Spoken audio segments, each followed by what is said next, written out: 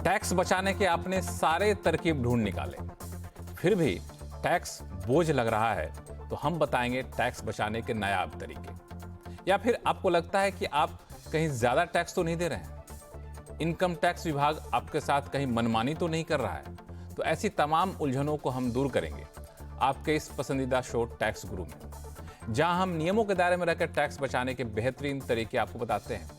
नमस्कार, मैं लक्ष्मण राय और हमारी इस कोशिश में आज हमारा और आपका साथ देंगी टैक्स एक्सपर्ट गौरी चड्ढा। गौरी, आपका स्वागत है हमारे शो में। और गौरी के साथ हम लोग कई सारे मुद्दों पर बातचीत करेंगे जो आपके लिए बेहद खास रहने वाला है। मसलन, एक शेयर में हुए लॉस को दूसरे शेयर के प्रॉफिट के साथ एडजस्ट करने पर बेधड़क बचा सकेंगे टैक्स ट्रिब्यूनल का बड़ा फैसला। प्रॉपर्टी खरीदने पर अगर आपने नहीं चुकाया है टीडीएस, तो बड़े एक्शन के लिए रहिए तैयार। और साथ में बताएंगे कि आपकी सोसाइटी जीएसटी रजिस्टर्ड नहीं है तो भी क्या देना होगा जीएसटी। इन सारे मुद्दों पर बातचीत करेंगे, लेकिन सबसे पहली खबर उन लोगों के लिए जो लोग घर खरीद रहे हैं और घर खरीदते हैं, प्लॉट खरीदते हैं और उनकी कीमत 50 लाख से ज़्यादा होती है। अमूमन आजकल होती है कि थोड़ा सा ढंग का घर खरीदें तो 50 लाख से ज़्यादा की कीमत होती है, लेकिन कई लोग जाने अनजाने में टीडीएस नहीं चुकाते हैं और इनकम टैक्स विभाग को इसकी भनक लग गई है। और अब भनक लगना कोई बड़ी बात नहीं है, वो तो जहाँ रजिस्ट्री कराने जाते हैं उनसे इनकम टैक्स विभाग का अपना गठजोड़ हो चुका है। तो ऐसे करीब 12,000 लोगों की पहचान की गई जो नोएडा, ग्रेटर नोएडा, यमुना अथॉरिटी के आसपास हैं। लेकिन सिर्फ ये नोएडा, ग्रेटर नोएडा नहीं, देश भर में जो भी लोग हैं वो लोग भी सतर्क हो जाइए। और जिन लोगों की पहचान की गई उनको नोटिस भेजा जा रहा है, और जो आगे पहचान होंगे वो भी नोटिस के लिए तैयार रहिए अगर आपने 50 लाख से ज़्यादा का घर खरीदा है और टीडीएस नहीं चुकाया है तो। लेकिन ये पूरा मामला है क्या, गौरी समझें। गौरी, ये क्या है मामला? 50 लाख से ज़्यादा घर खरीदेंगे तो टीडीएस हमें देना पड़ेगा 1%, ऐसा है? बिल्कुल। देखिए, जब आप कोई घर खरीदते हैं और उसकी कीमत 50 लाख से ज़्यादा है, तो ये जो घर खरीद रहा है उसकी रिस्पॉन्सिबिलिटी है कि वो जो पेमेंट कर रहा है उसमें से टीडीएस का अमाउंट जो रेजिडेंट्स के लिए 1% और नॉन रेजिडेंट्स के लिए रेट बढ़ के होता है, उसको पहले से डिडक्ट कर ले, यानी कि उतनी पेमेंट कम करे और उसको सरकार को जमा कराए सेलर के बिहाफ पे, यानी कि सेलर का पैन दे के। इससे सरकार को पता लगता है कि इस व्यक्ति ने इतनी कीमत की एक प्रॉपर्टी खरीदी है। तो इस पूरा जो सिस्टम है, इससे टैक्स इवेजन बहुत कम हो जाती है। तो अब अगर जो बायर है वो टीडीएस डिपॉजिट ही नहीं करेगा तो सरकार को पता नहीं लगेगा कि किसने कितने की प्रॉपर्टी खरीदी और बेची, तो यहाँ पे टैक्स इवेजन हो सकती है। और क्योंकि नोएडा, ग्रेटर नोएडा में अब फिल्म सिटी एयरपोर्ट का आई थिंक अप्रैल से एयरपोर्ट वहाँ पे लॉन्च हो रहा है, तो प्रॉपर्टी की जो कीमत है बहुत बढ़ने वाली है। इस वजह से लोग बहुत ज़्यादा वहाँ पे प्रॉपर्टीज़ खरीद रहे हैं। अब ये वही लोग हैं जिन्होंने वहाँ पे प्रॉपर्टी खरीदी, 50 लाख से ज़्यादा खरीदी, लेकिन टीडीएस जमा नहीं कराया, या अमाउंट ठीक नहीं था, या जमा ही नहीं कराया, शॉर्ट डिडक्शन हुई या नॉन डिडक्शन हुई। इस केस में अब ये नोटिस जो आ रहा है तो इसमें आपको अब इसका रिप्लाई करना होगा और टीडीएस जमा भी कराना होगा। तो जब भी आप कोई प्रॉपर्टी खरीदें जिसकी वैल्यू 50 लाख से ज़्यादा है, आपको टीडीएस काटना है और उसको जमा कराना है। ये ओवर एंड अबव कोई अमाउंट नहीं है, ये उस जो आपका अमाउंट डिसाइड हुआ है उसी में से डिडक्शन होके सेलर के बिहाफ पे आपको जमा कराना होता है। और उसके बाद एक फॉर्म निकल के आता है, उसका प्रूफ कि आपने ये सेलर के बिहाफ पे जमा कराया, और आपको वो सेलर को भी देना होता है। और यहाँ ये सारा प्रोसेस करने के बाद आपकी ट्रांजैक्शन कंप्लीट होती है। तो इसमें सेलर को कोई दिक्कत तो होनी नहीं चाहिए? देखिए, सेलर को दिक्कत ये होती है कि सेलर का जो अमाउंट है, अब सपोज करिए आपने 80 लाख की प्रॉपर्टी आपने खरीदी है, तो या तो आप 80 लाख सीधा का सीधा आप सेलर को दे देंगे, या आप 80 लाख में से 1% माइनस करके देंगे। तो सेलर कहता है अभी मेरे पास ज़्यादा पैसा आ जाए, पूरा का पूरा आ जाए। स्पेशली जो नॉन रेजिडेंट्स हैं, क्योंकि उनका अमाउंट भी हायर होता है, वो कहते हैं, और कई बार उनकी टैक्सेबिलिटी भी नहीं बनती है, तो वो कहते हैं हमें पूरा दे दो। उसमें एक अलग प्रोसेस होता है एओ के पास, नॉन रेजिडेंट्स के लिए एओ के पास जाके एक सर्टिफिकेट लेना होता है नो डिडक्शन या लोअर डिडक्शन का, पर रेजिडेंट्स के पास तो ये ऑप्शन ही नहीं है। तो सेलर्स यूजुअली अवॉइड करते हैं, स्पेशली इसलिए कि उनको ज़्यादा पैसा एकदम से पूरा का पूरा मिल जाए, और दूसरा उनकी रिपोर्टिंग ना हो, क्योंकि अगर टीडीएस जमा नहीं होगा तो उनके 26 ईयर्स में वो दिखेगा नहीं, तो वो शायद इसमें से उनको लगता है वो बच जाएंगे। हालांकि वो बिल्कुल गलत तरीका है, और जैसे अब ये नोटिसेज आ रहे हैं तो इनको हैंडल करना थोड़ा सा मुश्किल होगा। तो अब यही सवाल मैं पूछना चाह रहा था, जिन लोगों के पास नोटिस मैसेज आ रहे हैं वो कैसे निपटें, और जिन लोगों ने अब तक अनजाने में नहीं काटा है तो उनके पास कोई रास्ता है कि पहले ही बता दें इनकम टैक्स डिपार्टमेंट को, भैया हम भूल गए थे, हमें समझ में नहीं थी, हमने नहीं काटा, वो हमें बचा लो। देखिए, बताने का कोई रास्ता नहीं है। रास्ता ये है कि आप अब काट लें। अब जैसे आपने पेमेंट तो पैसे दे दिए, अब कैसे पूरी कर दी, तो अब आपकी अंडरस्टैंडिंग है, आप उनसे वापस लीजिए, उनके पैन में जमा कराइए और उनको फॉर्म दीजिए। लेकिन इतना आसान नहीं होगा, क्योंकि आपके ऊपर इंटरेस्ट भी लगेगा ऑन अ मंथली बेसिस, और अगर एक भी दिन मंथ का ऊपर चला गया तो पूरे महीने का इंटरेस्ट लगता है।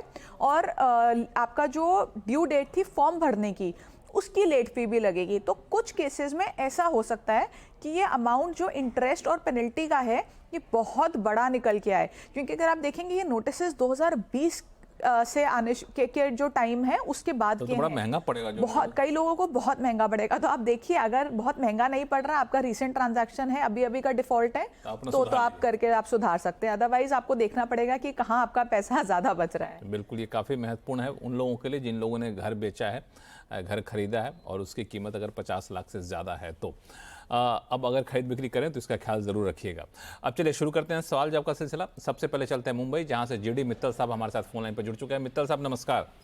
नमस्कार सर। नमस्कार मैडम। नमस्कार। बताएं क्या सवाल आपके पास।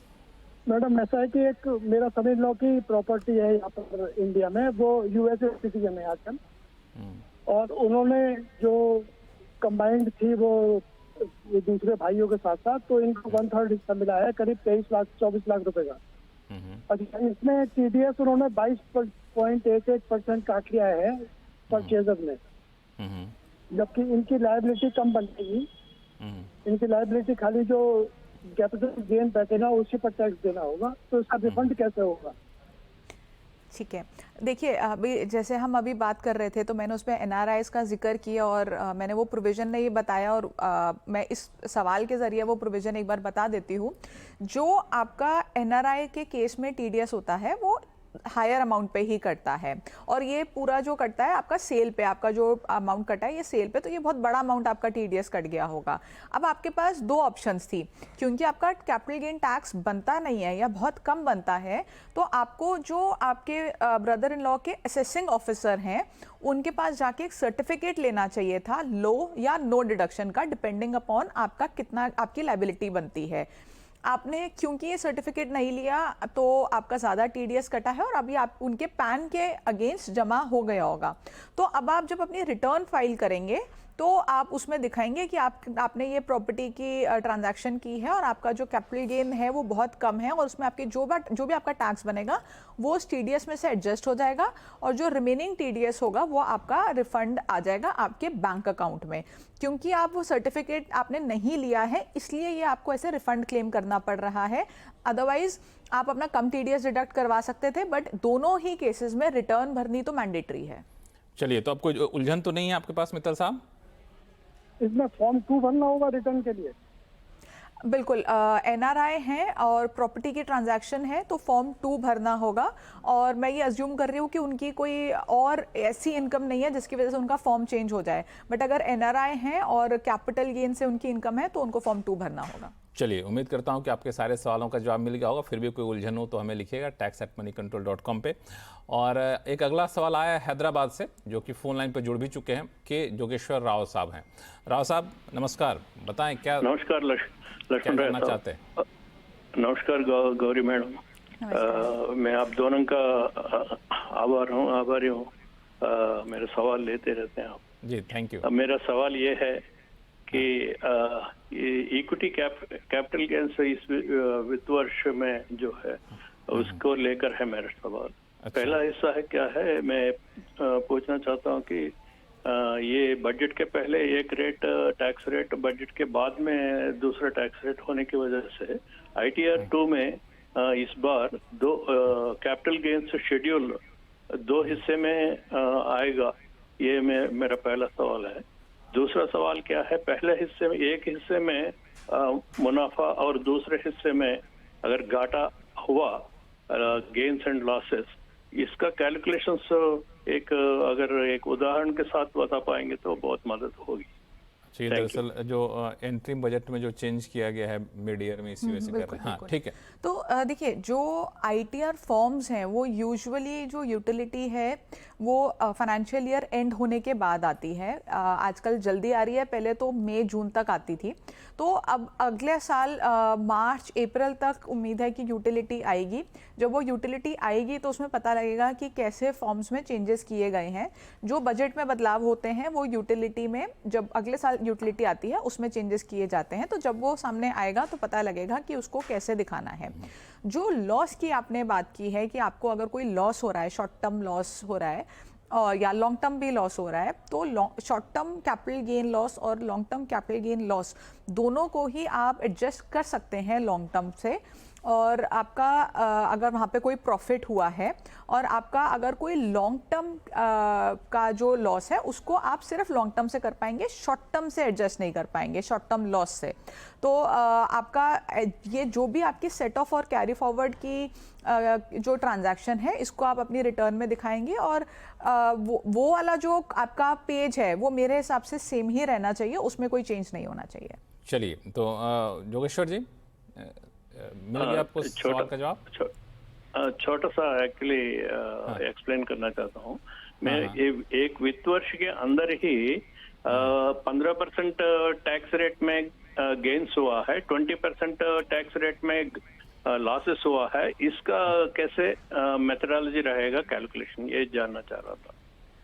देखिए, बिल्कुल मैं आपकी बात समझ गई, क्योंकि आपका कम वाले रेट पे प्रॉफिट हुआ है और ज़्यादा वाला रेट पे आपको लॉस हुआ है, तो आप सेट ऑफ फिर भी कर सकते हैं, बिकॉज दोनों ही शॉर्ट टर्म कैटेगरी में फॉल करते हैं और हम पूरे फाइनेंशियल ईयर में देखेंगे तो इसका सेट ऑफ बिल्कुल पॉसिबल होगा, अनटिल अनलेस कि स्पेसिफिकली इसमें कोई रिटर्न फाइलिंग के टाइम पे गाइडलाइंस आए या फॉर्म में इसमें कोई चेंजेस किए जाएं। जैसे 87A की रिबेट में अभी रिसेंटली हुआ था, अभी जब हमने जुलाई में रिटर्न्स फाइल की, कि 5 जुलाई को यूटिलिटी बदल दी और एक CBDT ने नोटिफिकेशन निकाल दिया। अगर ऐसा कुछ होता है तो डेफिनेटली इसमें चेंज हो सकता है, अदरवाइज ये डेफिनेटली अलाउ होगा आपको। चलिए, आपको मुझे लगता है कि अब सारे सवालों का जवाब मिल गया होगा, लेकिन जो ये शेयर की खरीद बिक्री वाला मामला है ना, इस पे एक और बड़ा महत्वपूर्ण खबर आपको बताऊंगा, या फिर कहें कि एनालिसिस आपको बताऊंगा ब्रेक के बाद। ये बताऊंगा कि अगर आपने किसी शेयर में लॉस बुक कर लिया और उसको मुनाफे वाले शेयर के साथ एडजस्ट करना चाहते हैं, तो अब टैक्स बचाने के मकसद से तो ऐसा करना बिल्कुल साफ हो गया है रास्ता, और ट्रिब्यूनल एक बड़ा फैसला दिया। ये फैसला क्या है और कैसे इसको आप अपने पर लागू कर सकते हैं, बताएंगे छोटे से ब्रेक के बाद।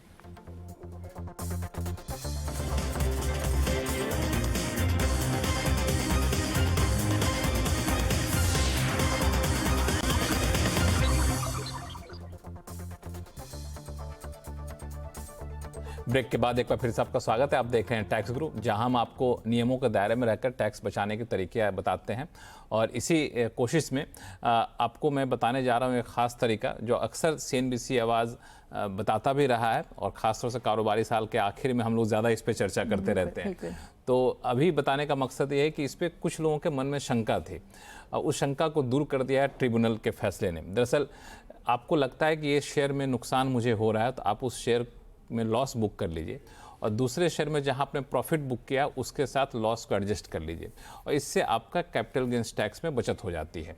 तो ये नियम के दायरे में था, लेकिन इनकम टैक्स विभाग ने इस पर एक अड़चन लगाई थी कि आप जानबूझकर टैक्स बचाने के लिहाज से ऐसा कर रहे हैं। तो लेकिन इस इनकम टैक्स विभाग के अड़चन को ट्रिब्यूनल ने खारिज कर दिया और टैक्स पेयर्स के हित में ये फैसला दिया है। तो फैसले को डिटेल में समझते हैं। गौरी, क्या है मामला, पूरा थोड़ा समझाइए हमारे दर्शकों को। जी लक्ष्मण, अगर हम देखें 2018 के बाद जब हमारा long term capital gain tax equity पे लागू हुआ 10% और अब उसको 12.5% कर दिया है, तो लोगों को बहुत बर्डन लगने लगा उस इनकम पे टैक्स देना जिस पे वो पहले कभी टैक्स देते नहीं थे।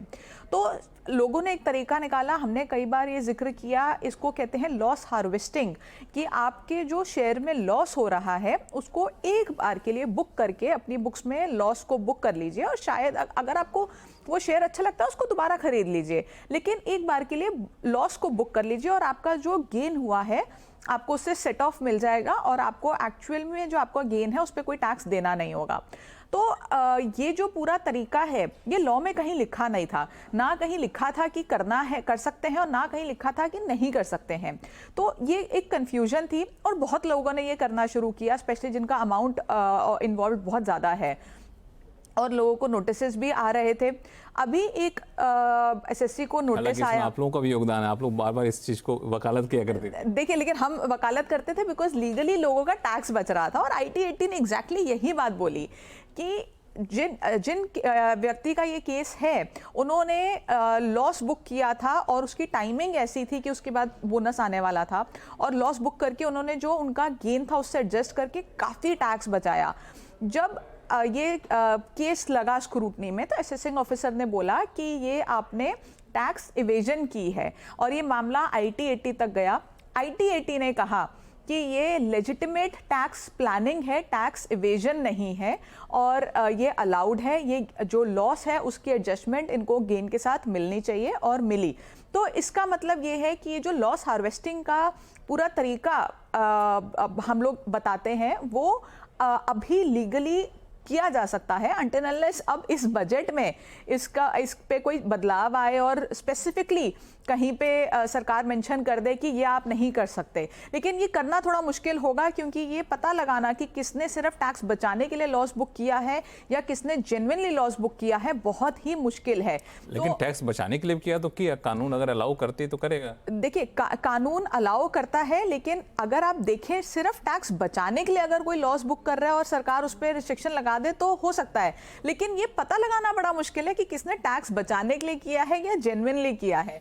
मेरा सवाल ये है कि अगर किसी ने जेन्युइनली टैक्स बचाने के लिए लॉस बुक किया है तो अभी के मौजूदा कानून के हिसाब से तो इस पे कोई पाबंदी है नहीं, कोई पाबंदी नहीं है। इसीलिए ये IT/80 में ये केस जीते हैं क्योंकि इस पे कहीं भी ये पाबंदी नहीं है और ये टैक्स इवेजन नहीं है, ये लेजिटिमेट टैक्स प्लानिंग है। और जैसे कि हम हमेशा बताते हैं कि टैक्स प्लानिंग के जरिए आप अपना टैक्स बचा सकते हैं, टैक्स इवेजन नहीं करना है। तो इसकी कैटेगरी टैक्स प्लानिंग में आ गई है, टैक्स इवेजन नहीं। बिल्कुल। तो ये जो हम लोग बार बार बताते थे अपने दर्शकों को, उसको एक तरीके से उस पर मुहर लगाई IT। बिल्कुल। तो आप बेधड़क आप शेयर में लॉस बेच करके बुक करके आप प्रॉफिट के साथ उसको एडजस्ट कर सकते हैं और जो भी नियम है वो आपको कहीं कुछ नहीं रोकता है और जो भी फाइन प्रिंट्स आपको इनकम टैक्स के कानून में दिखता ही होगा।